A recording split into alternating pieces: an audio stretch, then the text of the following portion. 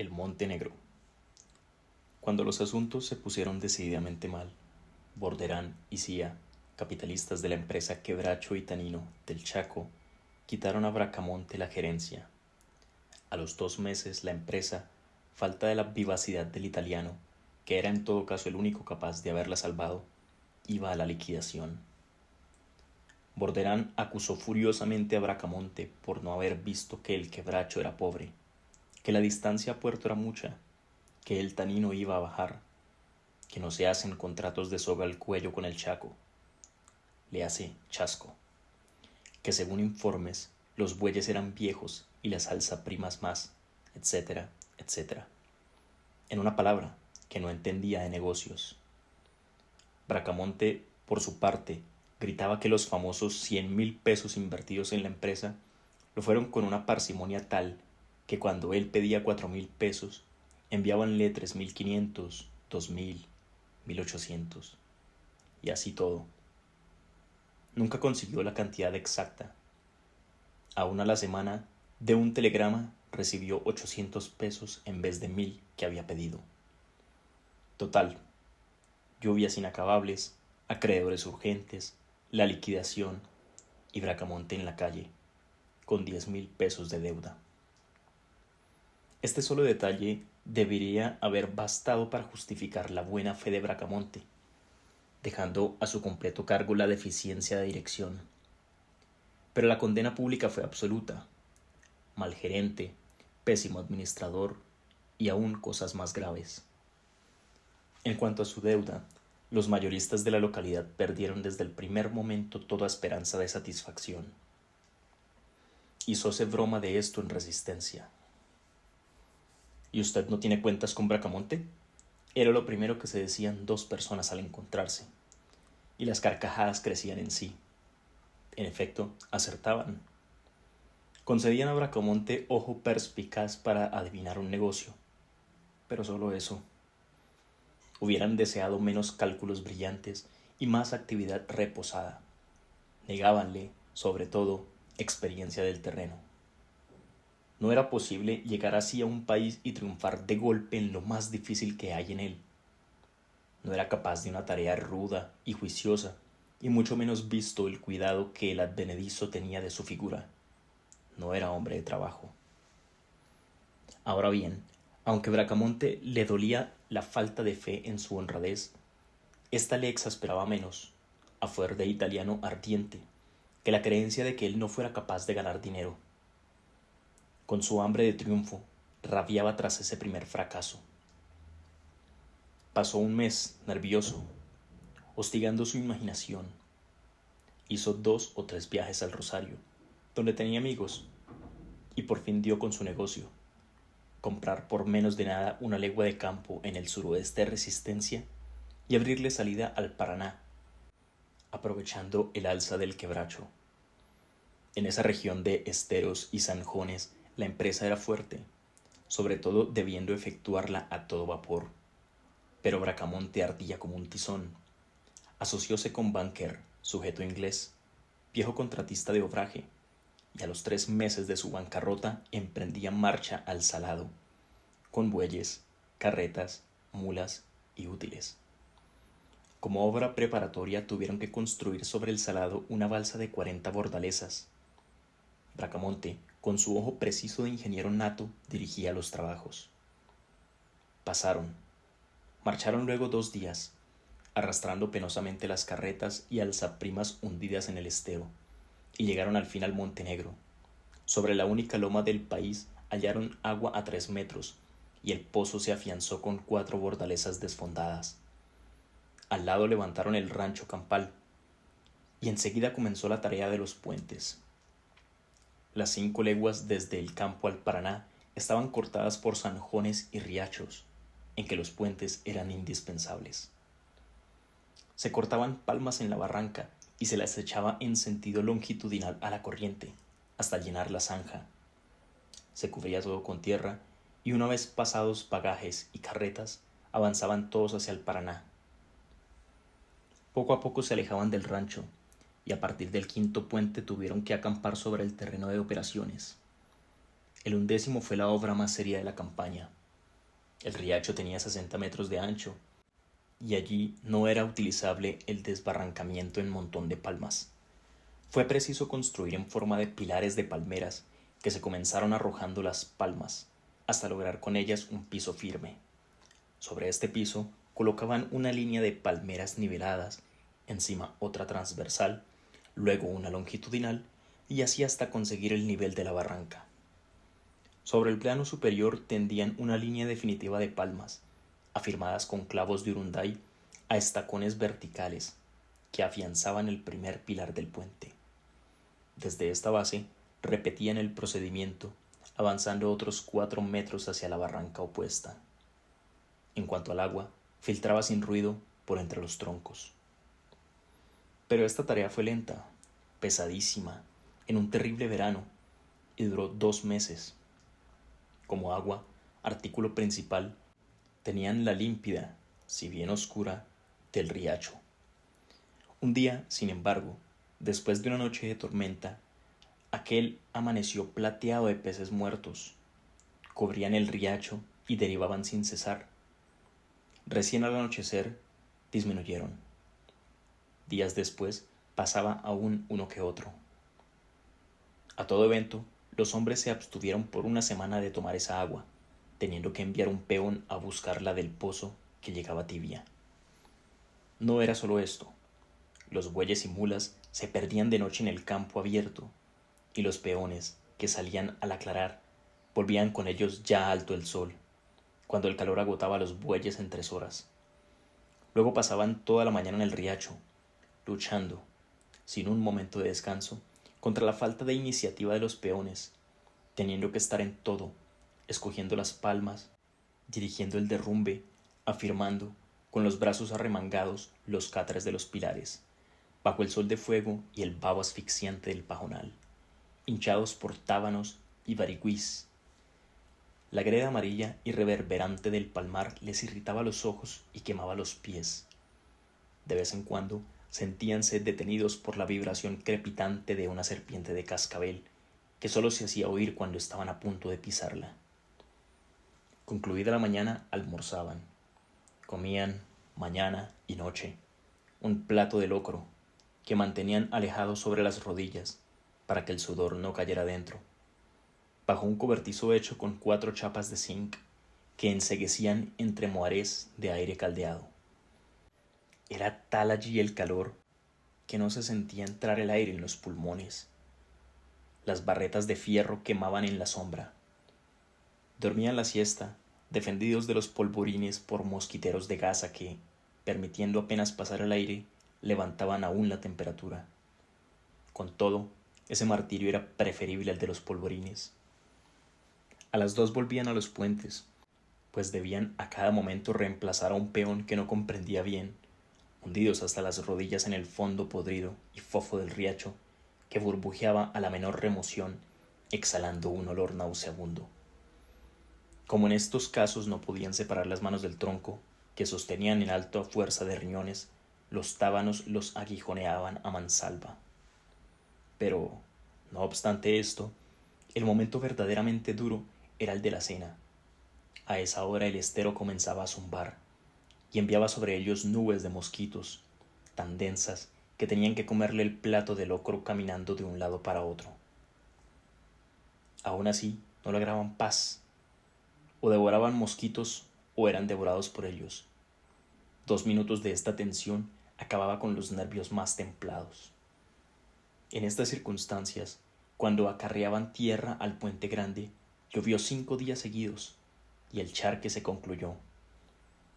Los zanjones, desbordados, imposibilitaban nueva provista y tuvieron que pasar 15 días al locro guacho, maíz cocido en agua únicamente. Como el tiempo continuó pesado, los mosquitos recrudecieron en forma tal que ya ni caminando era posible librar el locro de ellos.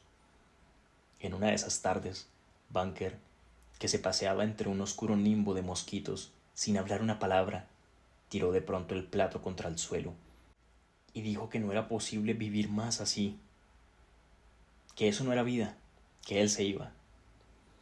Fue menester todo el calor elocuente de Bracamonte y en especial la evocación del muy serio contrato entre ellos para que Banker se calmara.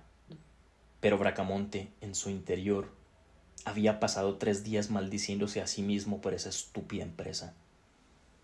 El tiempo se afirmó por fin, y aunque el calor creció y el viento norte sopló su fuego sobre las caras, sentíase el aire en el pecho por lo menos. La vida suavizóse algo, más carne y menos mosquitos de comida, y concluyeron por fin el puente grande, tras 2 meses de penurias. Habían devorado 2700 palmas.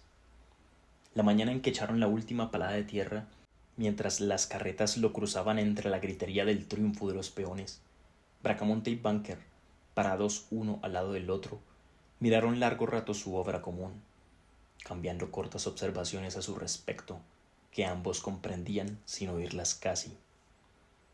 Los demás puentes, pequeños todos, fueron un juego, además de que al verano había sucedido un seco y frío otoño, hasta que por fin llegaron al río. Así, en 6 meses de trabajo rudo y tenaz, quebrantos y cosas amargas, mucho más para contadas que pasadas, los dos socios construyeron 14 puentes, con la sola ingeniería de su experiencia y de su decisión incontrastable. Habían abierto puerto a la madera sobre el Paraná, y la especulación estaba hecha. Pero salieron de ella las mejillas excavadas, las duras manos jaspeadas por blancas cicatrices de granos, y con rabiosas ganas de sentarse en paz a una mesa con mantel. Un mes después, el quebracho siempre en suba, Bracamonte había vendido su campo, comprado en 8,000 pesos, en 22,000. Los comerciantes de Resistencia no cupieron de satisfacción al verse pagados, cuando ya no lo esperaban, aunque creyendo siempre que en la cabeza del italiano había más fantasía que otra cosa.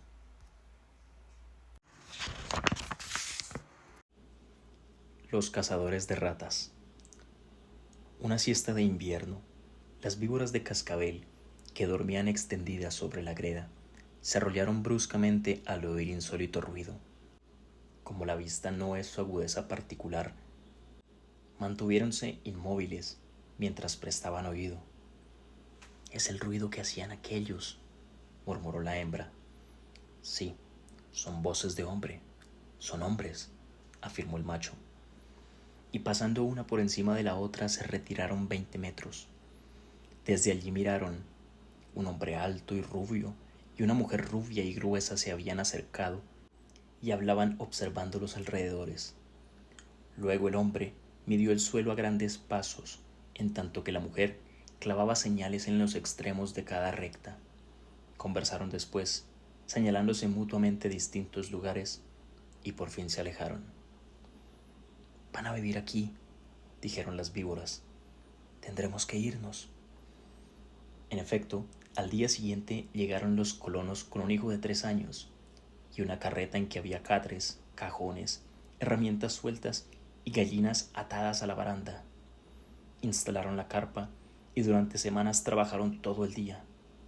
La mujer interrumpíase para cocinar y el hijo, un osesno blanco, gordo y rubio, ensayaba de un lado a otro su infantil marcha de pato.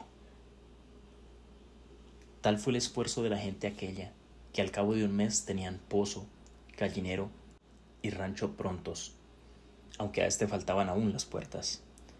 Después el hombre ausentóse por todo un día, volviendo al siguiente con 8 bueyes, y la chacra comenzó. Las víboras, entre tanto, no se decidían a irse de su paraje natal. Solían llegar hasta la linde del pasto cárpido y desde allí miraban la faena del matrimonio. Un atardecer en que la familia entera había ido a la charca, las víboras, animadas por el silencio, se aventuraron a cruzar el peligroso páramo y entraron en el rancho. Recorriendo con cauta curiosidad, restregando su piel áspera contra las paredes. Pero allí había ratas, y desde entonces tomaron cariño a la casa. Llegaban todas las tardes hasta el límite del patio y esperaban atentas que aquella quedara sola. Raras veces tenían esa dicha, y además debían precaverse de las gallinas con los pollos, cuyos gritos, si las veían, delatarían su presencia. De este modo, un crepúsculo en que la larga espera habíalas distraído, fueron descubiertas por una gallineta, que después de mantener un rato el pico extendido, huyó a toda ala abierta, gritando. Sus compañeras comprendieron el peligro sin ver y la imitaron.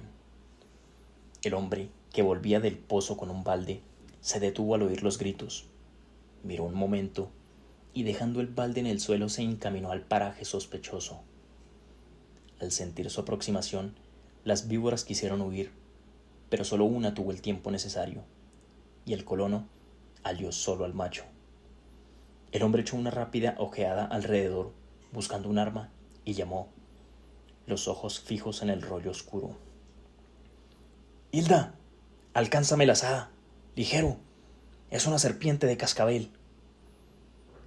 La mujer corrió y entregó ansiosa la herramienta a su marido. El filo de la azada, descargada con terrible fuerza, cercenó totalmente la cabeza. Tiraron luego lejos, más allá del gallinero, el cuerpo muerto, y la hembra lo halló por casualidad al otro día. Cruzó y recruzó 100 veces por encima de él, y se alejó al fin, yendo a instalarse como siempre en la linde del pasto, esperando pacientemente que la casa quedara sola. La siesta calcinaba el paisaje en silencio. La víbora había cerrado los ojos amodorrada, cuando de pronto se replegó vivamente. Acababa de ser descubierta de nuevo por las gallinetas, que quedaron esta vez girando en torno suyo a gritos y ala abierta. La víbora mantúvose quieta, prestando oído. Sintió al rato ruido de pasos. La muerte. Creyó no tener tiempo de huir y se aprestó con toda su energía vital a defenderse. En la casa dormían todos menos el chico. Al oír los gritos de las gallinetas, apareció en la puerta y el sol quemante le hizo cerrar los ojos. Titubeó un instante, perezoso, y al fin se dirigió con su marcha de pato a ver a sus amigas las gallinetas. En la mitad del camino se detuvo, indeciso de nuevo, evitando el sol con el brazo. Pero las gallinetas continuaban en girante alarma y el osesno rubio avanzó. De pronto lanzó un grito y cayó sentado. La víbora, presta de nuevo a defender su vida, deslizóse 2 metros y se replegó. Vio a la madre en enaguas y los brazos desnudos asomarse inquieta y correr hacia su hijo, levantarlo y gritar aterrada: —¡Otto! ¡Otto! ¡Lo ha picado una víbora! Vio llegar al hombre pálido y llevar en sus brazos a la criatura atontada. Oyó la carrera de la mujer al pozo, sus voces, y al rato, después de una pausa, su alarido desgarrador: —¡Hijo mío!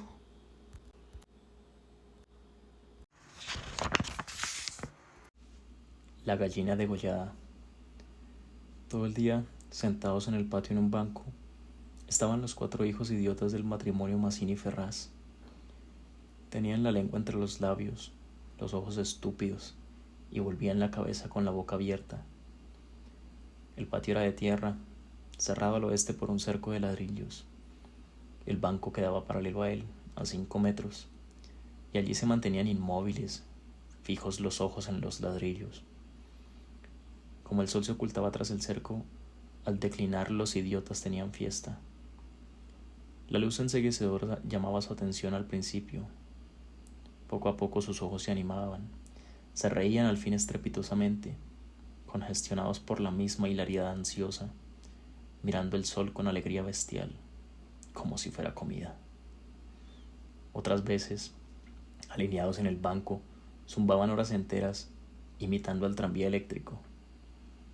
Los ruidos fuertes sacudían a sí mismos su inercia y corrían entonces, mordiéndose la lengua y mugiendo alrededor del patio. Pero casi siempre estaban apagados en un sombrío letargo de idiotismo y pasaban todo el día sentados en su banco, con las piernas colgantes y quietas, empapando de glutinosa saliva el pantalón. El mayor tenía 12 años y el menor 8. En todo su aspecto sucio y desvalido se notaba la falta absoluta de un poco de cuidado maternal. Esos 4 idiotas, sin embargo, habían sido un día el encanto de sus padres. A los 3 meses de casado, Mazzini y Berta orientaron su estrecho amor de marido y mujer y marido hacia un porvenir mucho más vital, un hijo. Qué mayor dicha para dos enamorados que esta honrada consagración de su cariño, libertado ya del vil egoísmo de un mutuo amor sin fin ninguno, y lo que es peor para el amor mismo, sin esperanzas posibles de renovación. Así lo sintieron Mazzini y Berta, y cuando el hijo llegó a los 14 meses de matrimonio, creyeron cumplida su felicidad. La criatura creció, bella y radiante, hasta que tuvo 1 año y medio. Pero en el 20º mes sacudiéronlo una noche unas convulsiones terribles, y a la mañana siguiente no conocía más a sus padres. El médico lo examinó con esa atención profesional que está visiblemente buscando las causas del mal en las enfermedades de los padres. Después de algunos días, los miembros paralizados recobraron el movimiento, pero la inteligencia, el alma, aún el instinto, se habían ido del todo. Había quedado profundamente idiota, baboso, colgante, muerto para siempre sobre las rodillas de su madre. Hijo, mi hijo querido, sollozaba ésta sobre aquella espantosa ruina de su primogénito. El padre, desolado, acompañó al médico afuera. A usted se le puede decir, creo que es un caso perdido. Podrá mejorar, educarse en todo lo que le permita su idiotismo, pero no más allá. Sí, asentía Mazzini. Pero dígame, ¿usted cree que es herencia? Que en cuanto a la herencia paterna, ya le dije lo que creía cuando vi a su hijo. Respecto a la madre, hay allí un pulmón que no sopla bien. No veo nada más, pero hay un soplo un poco rudo. Hágala examinar bien. Con el alma destrozada de remordimiento, Mazzini redobló el amor a su hijo, el pequeño idiota que pagaba los excesos del abuelo. Tuvo asimismo que consolar, sostener sin tregua a Berta, herida en lo más profundo por aquel fracaso de su joven maternidad. Como es natural, el matrimonio puso todo su amor en la esperanza de otro hijo. Nació éste, y su salud y limpidez de risa reencendieron el porvenir extinguido. Pero a los 18 meses, las convulsiones del primogénito se repetían, y al día siguiente amanecía idiota. Esta vez los padres cayeron en honda desesperación. Luego su sangre, su amor estaban malditos, su amor sobre todo. 28 años él, 22 ella, y toda su apasionada ternura no alcanzaba a crear un átomo de vida normal. Ya no pedían más belleza e inteligencia como en el primogénito, pero un hijo como todos. Del nuevo desastre brotaron nuevas llamaradas del dolorido amor, un loco anhelo de redimir de una vez para siempre la santidad de su ternura. Sobrevinieron mellizos, y punto por punto repitióse el proceso de los dos mayores. Mas, por encima de su inmensa amargura, quedaba a Mazzini y Berta gran compasión por sus 4 hijos.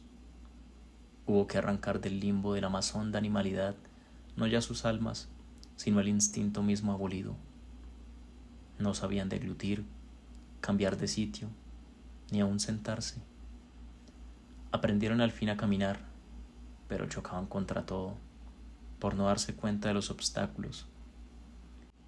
Cuando los lavaban, mugían hasta inyectarse de sangre el rostro. Animábanse solo a comer, o cuando veían colores brillantes u oían truenos. Se reían entonces, echando afuera lengua y ríos de baba, radiantes de frenesí bestial. Tenían, en cambio, cierta facultad imitativa, pero no se pudo obtener nada más. Pero pasados 3 años, desearon de nuevo ardientemente otro hijo, confiando en que el largo tiempo transcurrido hubiera aplacado la fatalidad. No satisfacían sus esperanzas, y en ese ardiente anhelo que se exasperaba en razón de su infructuosidad, se agriaron. Hasta ese momento cada cual había tomado sobre sí la parte que le correspondía en la miseria de sus hijos. Pero la desesperanza de redención ante las 4 bestias que habían nacido de ellos echó fuera esa imperiosa necesidad de culpar a los otros, que es patrimonio específico de los corazones inferiores. Iniciáronse con el cambio de pronombre, tus hijos, y como a más del insulto había la insidia, la atmósfera se cargaba. Me parece, díjole una noche Mazzini, que acababa de entrar y se lavaba las manos, que podrías tener más limpios a los muchachos. Berta continuó leyendo como si no hubiera oído. Es la primera vez, repuso al rato, que te veo inquietarte por el estado de tus hijos. Mazzini volvió un poco la cara a ella con una sonrisa forzada. ¿De nuestros hijos? ¿Me parece? Bueno, de nuestros hijos. ¿Te gusta así? Alzó ella los ojos. Esta vez Mazzini se expresó claramente. Creo que no vas a decir que yo tenga la culpa, ¿no? Ah, no, sonrió Berta, muy pálida. Pero yo tampoco, supongo. No faltaba más, murmuró. ¿Qué? ¿No faltaba más? Que si alguien tiene la culpa no soy yo. Entiéndelo bien. Eso es lo que te quería decir. Su marido la miró un momento con brutal deseo de insultarla. Dejemos, articuló, secándose por fin las manos. Como quieras, pero si quieres decir, Berta, como quieras. Este fue el primer choque y le sucedieron otros, pero en las inevitables reconciliaciones sus almas se unían con doble arrebato y locura por otro hijo. Nació así una niña. Vivieron 2 años con la angustia a flor de alma, esperando siempre otro desastre.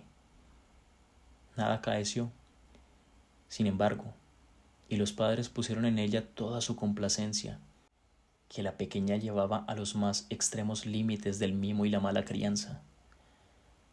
Si aún en los últimos tiempos Berta cuidaba siempre de sus hijos, al nacer Bertita olvidóse casi del todo de los otros.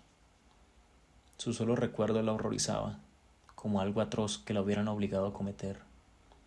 A Mazzini, bien que en menor grado, pasábale lo mismo. No por eso la paz había llegado a sus almas. La menor indisposición de su hija echaba ahora fuera, con el terror de perderla, los rencores de su descendencia podrida. Habían acumulado y el sobrado tiempo para que el vaso no quedara distendido, y al menor contacto el veneno se vertía afuera. Desde el primer disgusto emponzoñado habíanse perdido el respeto, y si hay algo que el hombre se siente arrastrado con cruel fruición es, cuando ya se comenzó, a humillar del todo a una persona. Antes se contenían por la mutua falta de éxito.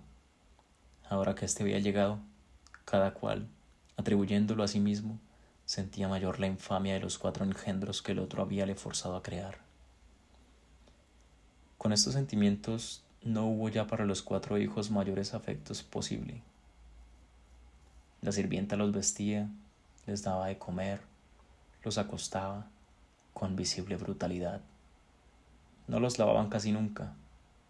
Pasaban casi todo el día sentados frente al cerco, abandonados de toda remota caricia.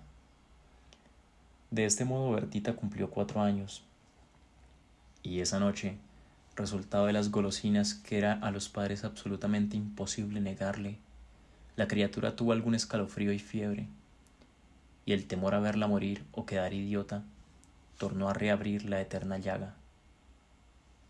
Hacía 3 horas que no hablaban, y el motivo fue, como casi siempre, los fuertes pasos de Mazzini. «Mi Dios, ¿no puedes caminar más despacio? ¿Cuántas veces?» «Bueno, es que me olvido.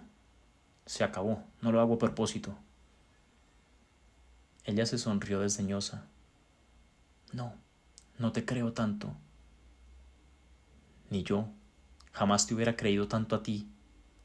Tisiquilla». «¿Qué? ¿Qué dijiste?» «Nada». Sí, te oí algo. Mira, no sé lo que dijiste, pero te juro que prefiero cualquier cosa a tener un padre como el que has tenido tú. Mazzini se puso pálido.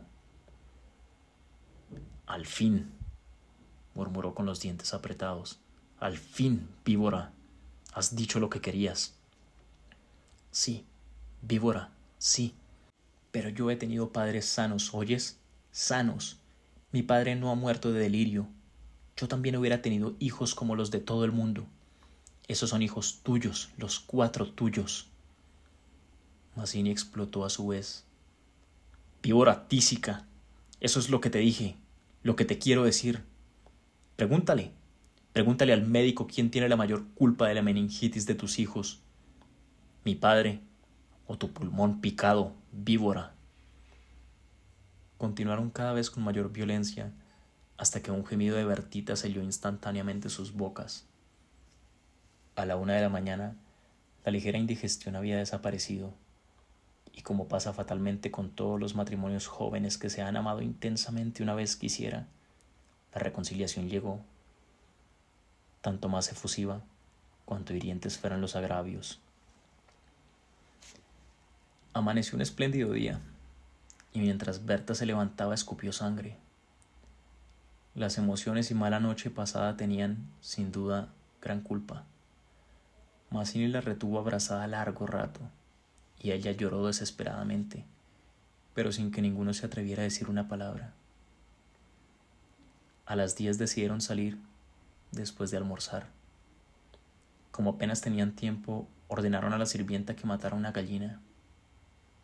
El día radiante había arrancado a los idiotas de su banco, de modo que mientras la sirvienta degollaba en la cocina al animal, desangrándolo con parsimonia, Berta había aprendido de su madre este buen modo de conservar fresca la carne. Creyó sentir algo como respiración tras ella. Volvióse y vio a los 4 idiotas con los hombros pegados uno a otro, mirando estupefactos la operación. Rojo, rojo. Señora, los niños están aquí, en la cocina. Berta llegó. No quería que jamás pisaran allí. Y ni aun en esas horas de pleno perdón, olvido y felicidad reconquistada podía evitarse esa horrible visión, porque, naturalmente, cuando más intensos eran los raptos de amor a su marido e hija, más irritado era su humor con los monstruos. Que salgan, María. Échelos, échelos, le digo. Las 4 pobres bestias, sacudidas, brutalmente empujadas, fueron a dar a su banco. Después de almorzar salieron todos. La sirvienta fue a Buenos Aires y el matrimonio a pasear por las quintas. Al bajar el sol volvieron, pero Berta quiso saludar un momento a sus vecinas de enfrente. Su hija escapóse enseguida a casa. Entretanto, los idiotas no se habían movido todo el día de su banco. El sol había traspuesto ya el cerco, comenzaba a hundirse, y ellos continuaban mirando los ladrillos, más inertes que nunca. De pronto, algo se interpuso entre su mirada y el cerco. Su hermana, cansada de 5 horas paternales, quería observar por su cuenta. Detenida al pie del cerco, miraba pensativa la cresta. Quería trepar. Eso no ofrecía duda. Al fin decidióse por una silla desfondada, pero faltaba aún. Recorrió entonces a un cajón de querosene y su instinto topográfico hízole colocar vertical el mueble, con lo cual triunfó. Los 4 idiotas la miraban indiferente. Vieron cómo su hermana lograba pacientemente dominar el equilibrio y cómo en puntas de pie apoyaba la garganta sobre la cresta del acero, entre sus manos tirantes. Viéronla mirar a todos lados y buscar apoyo con el pie para alzarse más. Pero la mirada de los idiotas se había animado. Una misma luz insistente estaba fija en sus pupilas. No apartaban los ojos de su hermana, mientras creciente sensación de gula bestial iba cambiando cada línea de sus rostros. Lentamente avanzaron hacia el cerco. La pequeña, que habiendo logrado calzar el pie, iba ya a montar a horcajadas y caerse del otro lado. Seguramente Sintióse cogida de la pierna. Debajo de ella, los 8 ojos clavados en los suyos le dieron miedo. «¡Soltame! ¡Déjame!», gritó sacudiendo la pierna, pero fue atraída. «¡Mamá! ¡Ay! ¡Mamá! ¡Mamá! ¡Papá!», lloró imperiosamente. Trató aún de sujetarse del borde, pero sintióse arrancada y cayó. «¡Mamá! ¡Ay! ¡Ma!». No pudo gritar más. Uno de ellos le apretó el cuello, apartando los bucles como si fueran plumas, y los otros le arrastraron de una sola pierna hasta la cocina, donde esa mañana se había desangrado la gallina, bien sujeta, arrancándole la vida segundo por segundo. Mazzini, en la casa del frente, creyó oír la voz de su hija. «Me parece que te llama», le dijo a Berta. Prestaron oído, inquietos, pero no oyeron más. Con todo, un momento después se despidieron, y mientras Berta iba a dejar su sombrero, Mazzini avanzó en el patio. «Bertita», nadie respondió. «Bertita», alzó más la voz ya alterada. Y el silencio fue tan fúnebre para su corazón siempre aterrado, que la espalda se le heló de horrible presentimiento. «Mi hija, mi hija», corrió ya desesperado hacia el fondo, pero al pasar frente a la cocina vio en el piso un mar de sangre. Empujó violentamente la puerta entornada y lanzó un grito de horror. Berta, que ya se había lanzado corriendo a su vez, al oír el angustioso llamado del padre, oyó el grito y respondió con otro, pero al precipitarse en la cocina, Mazzini, lívido como la muerte, se interpuso conteniéndola. «No entres, no entres». Berta alcanzó a ver el piso inundado de sangre. Solo pudo echar sus brazos sobre la cabeza y hundirse a lo largo de él con un ronco suspiro.